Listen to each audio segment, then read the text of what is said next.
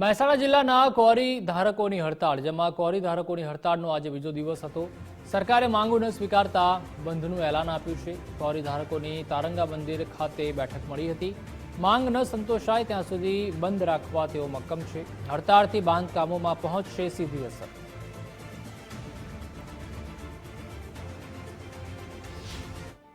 મહેસાણા જિલ્લામાં કુલ 13 કોરીઓ આવેલી છે અને અહીંયા જે 13 કોરીઓ છે એ 13 કોરીઓ એકલી બંધ નથી, પણ આખા ગુજરાતની કોરીઓ બંધ છે। આ પ્રશ્ન મહેસાણા જિલ્લા પૂરતો સીમિત નથી।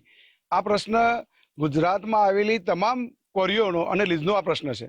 સરકારશ્રીમાં જ્યારે 2022માં અમે આ મુદ્દે આંદોલન કરેલું, એ આંદોલનના ભાગરૂપે સરકારશ્રીએ લેખિતમાં અમારી જે માગણીઓ હતી એ માગણીઓ અમને લેખિતમાં આપેલું કે ભાઈ આ પ્રશ્નો તમારા અમે સોલ્વ કરીશું।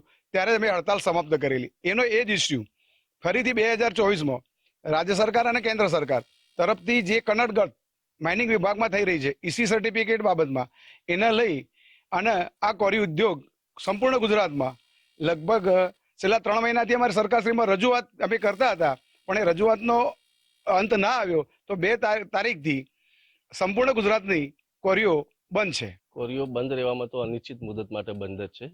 આના જોડે જોડાયેલો વર્ગ, જે પ્રવીણભાઈ અગાઉ વાત કરી એ પ્રમાણે મજૂર વર્ગથી લઈ અને મોટા સેક્ટરના મોટા બધા કામ બંધ છે।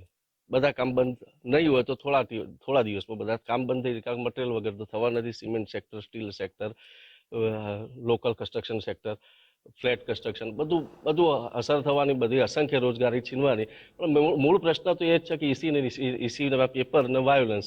હવે સરકારશ્રીમાં મારો તો એક જ ખાસ કહેવું છે કે જો રોયલ્ટી તમારી ઓનલાઈન નીકળે જ છે, રોયલ્ટી ઓનલાઈન નીકળે તો પેપર કેમ ઓનલાઈન ના નીકળે?